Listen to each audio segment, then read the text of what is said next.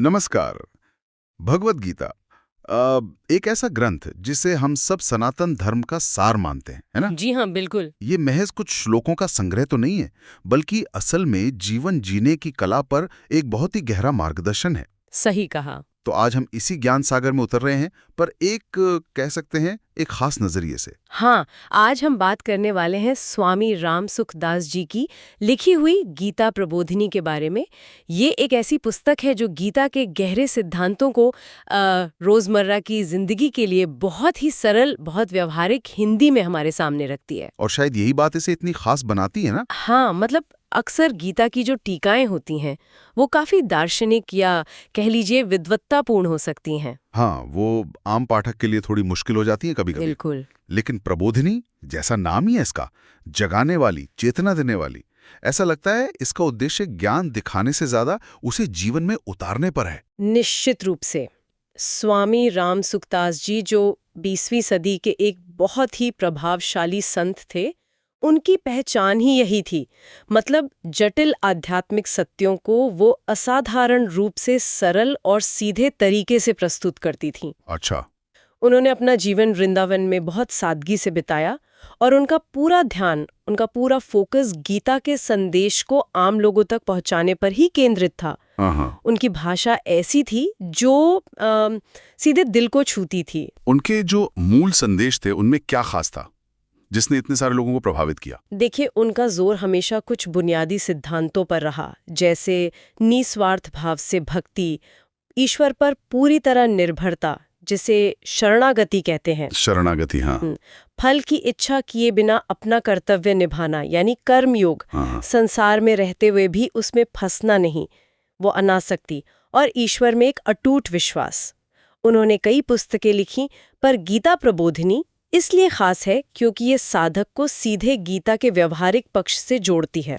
तो आज हमारी कोशिश यही रहेगी कि गीता प्रबोधिनी के जरिए स्वामी जी के इसी व्यावहारिक दृष्टिकोण को समझें। जी। देखें कि उन्होंने गीता की शिक्षाओं को रोजमर्रा की जिंदगी में लागू करने लायक कैसे बनाया, और वो कौन से मुख्य बिंदु हैं जो आज भी हमारे लिए उतने ही प्रासंगिक हैं, उतने ही रेलेवेंट हैं। बिल्कुल।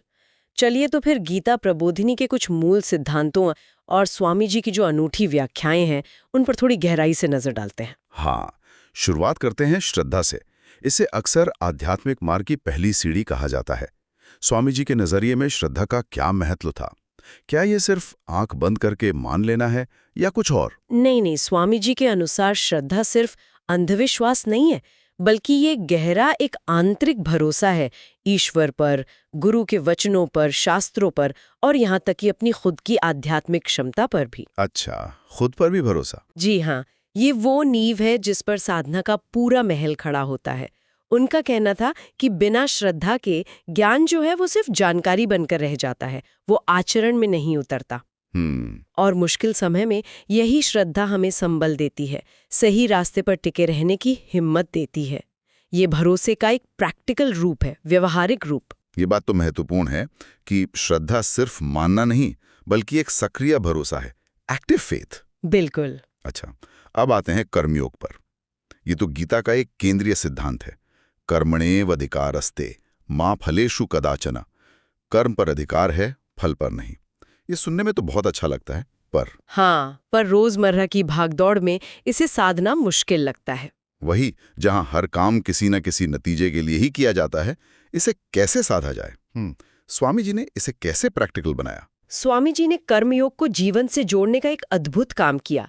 उन्होंने इसे किसी बहुत ऊंचे आदर्श तक ही सीमित नहीं रखा। अच्छा। उनका स्पष्ट कहना था, अपने हर छोटे बड़े कर्तव्य को, चाहे वो घर का काम हो, दफ्तर की जिम्मेदारी हो या समाज सेवा, उसे पूरी ईमानदारी और कुशलता से करो, लेकिन उसके परिणाम से खुद को मत जोड़ो। परिणाम से अटैचमेंट नहीं। हाँ, परिणाम ईश्वर की व्यवस्था पे छोड़ दो।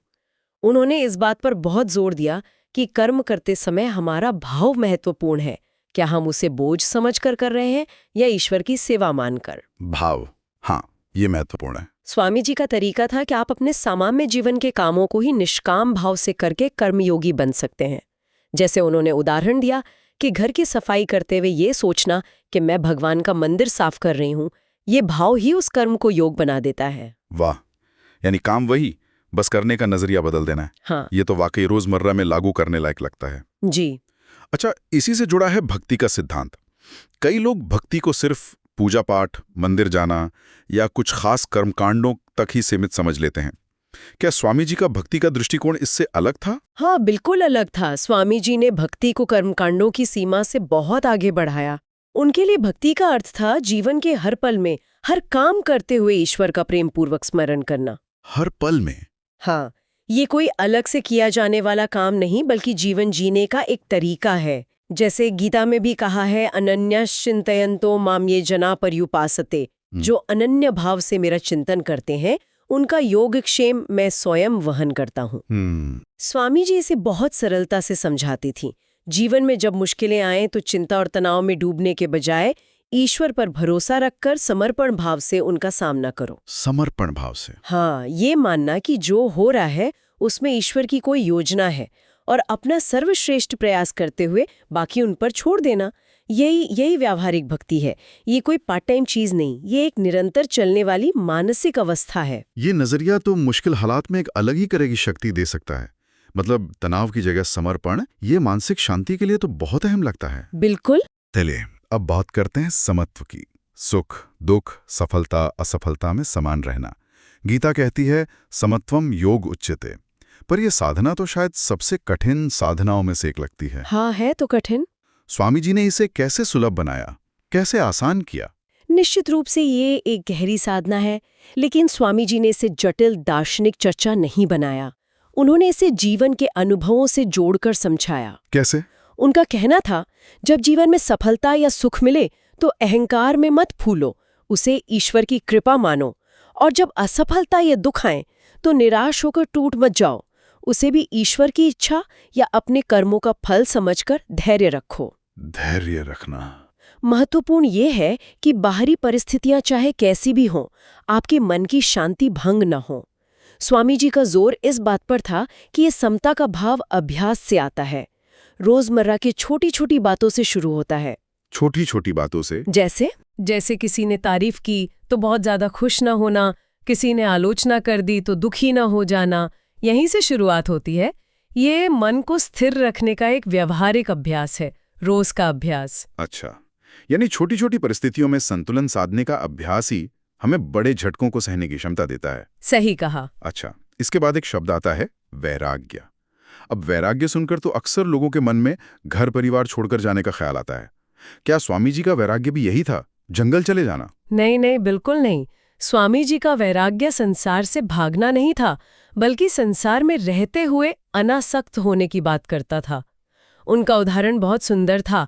जैसे कमल का पत्ता पानी में रहता है पर पानी उस पर ठहरता नहीं। हाँ, ये उदाहरण तो सुना है। बस वैसे ही संसार में रहो, अपने कर्तव्यों का पालन करो, रिश्तों को निभाओ, वस्तुओं का उपयोग करो, पर उनमें मन से बंधो मत, मोह या आसक्ति मत रखो। मोह और प्रेम में क्या फर्क बताया उन्होंने स्पष्ट किया कि प्रेम और मोह में अंतर है। परिवार से प्रेम रखो, उनकी देखभाल करो, यह आपका कर्तव्य है, लेकिन उनसे ऐसी उम्मीद मत रखो कि वो हमेशा आपके हिसाब से ही चलेंगे या उनके बिना आपकी जिंदगी रुक जाएगी। ये मोह है। वैराग्य का अर्थ है चीजों और रिश्तों का सही उपयोग करना, पर उन पर मानसिक रूप से निर्भर न होना। Detachment in attachment. ये तो बहुत ही संतुलित दृष्टिकोण है। मतलब रिश्तों और जिम्मेदारियों को निभाते हुए भी एक आंतरिक स्वतंत्रता बनाए रखना। अच्छा, तो स्वामी जी ने इन सब साधनों, कर्म, भक्ति, समत्व, वैराग्य, इन सब का अंतिम लक्ष्य क्या बताया? क्या ये सब आत्म साक्षात्कार से जुड़ता है? हाँ, बिल्कुल। स्वामी जी के अनुसार ये सभी साधन अंततः आत्म साक्षात्कार की ओर ही ले जाते हैं। गीता का परम लक्ष्य तो यही है, अपने वास्तविक स्वरूप को जानना, अपने असली मैं को जानना। हाँ, ये समझना कि हम केवल ये नाशवान शरीर और ये चंचल मन नहीं है, बल्कि हम एक शाश्वत अविनाशी आत्मा है, परमात्मा का ही अंश है। जब व्यक्ति इस सत्य का अनुभव करता है, तभी उसे स्थायी शांति और मुक्ति मिलती है। और गीता प्रबोधिनी में इसे भी सरल भाषा में समझाया गया है। जी हाँ, गीता प्रबोधिनी में स्वामी जी ने इस गहरे सत्य को भी बहुत ही सहज भाषा में समझाने का प्रयास किया है, ताकि साधक इसे सिर्फ पढ़े नहीं बल्कि अपने अनुभव का विषय बना सके। ये सारे सिद्धांत आप कह सकती हैं उसी परम लक्ष्य तक पहुंचने के अलग अलग रास्ते हैं। व्यक्ति अपनी प्रकृति के अनुसार चुन सकता है। चलिए अब कुछ उन प्रमुख श्लोकों पर आते हैं जिनका जिक्र हमने पहले भी किया है, और देखते हैं कि स्वामी जी की सरल व्याख्या उनमें कैसे एक नई जान डाल देती है। पहला, सबसे प्रसिद्ध श्लोक, कर्मण्येवाधिकारस्ते मा फलेषु कदाचन। हाँ, इसकी सीधी और बिल्कुल व्यवहारिक व्याख्या स्वामी जी ने दी। तुम्हारा अधिकार केवल अपना कर्तव्य ठीक ढंग से करने में है। सिर्फ कर्म करने में। हाँ, उसका नतीजा क्या होगा, कब होगा, कैसा होगा, इस पर तुम्हारा कोई वश नहीं है और न ही तुम्हें इसकी चिंता करनी चाहिए। अपना काम ईमानदारी से करो और फल की चिंता परमात्मा पर छोड़ दो। ये असल में चिंता मुक्त होकर कर्म करने का सूत्र है। बिल्कुल, कर्म करो, चिंता मत करो। बहुत सरल। दूसरा श्लोक, समत्वम योग उच्यते। इसका सार स्वामी जी ने बताया, जीवन में आने वाले उतार चढ़ाव, मतलब सुख, दुख, लाभ हानि, मान, अपमान, इन सब में अपने मन को शांत और स्थिर रखना ही योग है। मन को शांत रखना, हाँ, परिस्थितियों के थपेड़ों से विचलित न होना, यही सच्ची मानसिक स्थिरता है और यही योग की अवस्था है, और ये अभ्यास से सधता है धीरे धीरे। तीसरा श्लोक जो भक्ति के संदर्भ में बहुत महत्वपूर्ण है, अनन्याश्चिन्तयन्तो माम ये जनाः पर्युपासते तेषां नित्याभ्युक्तानां योगक्षेमं वहाम्यहम्। स्वामी जी ने इसका भाव बहुत खूबसूरती से समझाया है कि जो भक्त पूरी तरह से मुझ पर निर्भर होकर, मतलब अनन्य भाव से सिर्फ मेरा ही चिंतन स्मरण करते हैं, पूरी तरह डिपेंडेंट होकर, हाँ, उनकी जरूरतों का भार, जिसे योगक्षेम कहा गया है, यानी जो नहीं है उसे प्राप्त कराना और जो है उसकी रक्षा करना, वो भार मैं स्वयं उठाता हूँ। भगवान स्वयं उठाते हैं। जी, यानी सच्चे भक्त को अपनी दुनियावी जरूरतों की चिंता करने की जरूरत ही नहीं है, भगवान स्वयं उसका ध्यान रखते हैं। ये शरणागति का एक अद्भुत आश्वासन है। ये तो भक्त के लिए बहुत बड़ा संबल है, बहुत बड़ी रीअश्योरेंस है। निश्चित रूप से। और चौथा श्लोक, भक्तियां माम अभिजानाति यावान्यश्चस्मि तत्वता। स्वामी जी के अनुसार इसका सीधा संदेश है, ईश्वर के वास्तविक स्वरूप को जानने का, उन्हें पाने का सबसे सीधा, सबसे सरल और सबसे श्रेष्ठ मार्ग भक्ति ही है। भक्ति ही है। हाँ, सच्ची भक्ति के द्वारा ही साधक परमात्मा के तत्वों को, उनके एसेंस को समझ सकता है। ज्ञान और कर्म भी जब भक्ति से जुड़ते हैं तभी वो पूर्ण होते हैं। भक्ति ही मुक्ति का, कह लीजिए, राजमार्ग है। स्वामी जी की व्याख्याओं से तो ऐसा लगता है जैसे गीता का इतना गूढ़ ज्ञान एकदम सहज हो गया हो, सुलभ हो गया हो। ये बातें सीधे जीवन पर लागू होने वाली हैं। हाँ, और यही गीता प्रबोधिनी की विशेषता है। ये सिर्फ सिद्धांतों का वर्णन नहीं करती, बल्कि उन्हें जीने का तरीका बताती है। स्वामी राम सुखदास जी के पूरे दृष्टिकोण का निचोड़ शायद यही है, अपना कर्तव्य निष्काम भाव से करो, बिना फल की चिंता के। हाँ, फल की चिंता ईश्वर पर छोड़ दो। जीवन की हर परिस्थिति में समत्व बनाए रखो। भक्ति और श्रद्धा के साथ ईश्वर के प्रति समर्पित रहो और संसार में रहते हुए भी अनासक्त भाव से शांतिपूर्वक जियो। और ये जो मार्गदर्शन है, ये किसी खास समूह या वर्ग के लिए ही नहीं है, बल्कि हर किसी के लिए उपयोगी है ना? बिल्कुल। चाहे कोई विद्यार्थी हो, चाहे कोई नौकरी पेशा हो, व्यवसायी हो, गृहिणी हो, माता पिता हो या कोई आध्यात्मिक मार्ग का पथिक हो, हर कोई इन सिद्धांतों से अपने जीवन को बेहतर बना सकता है। सही बात है। तनाव, चिंता, मोह, अहंकार, ये आज के जीवन की आम चुनौतियां हैं। आम है। और गीता प्रबोधिनी इनसे निपटने के बहुत ही व्यवहारिक, प्रैक्टिकल उपाय सुझाती है। बहुत। इसकी प्रासंगिकता आज भी उतनी ही है जितनी कल थी, शायद आज ज्यादा है। शायद आज ज्यादा ही है।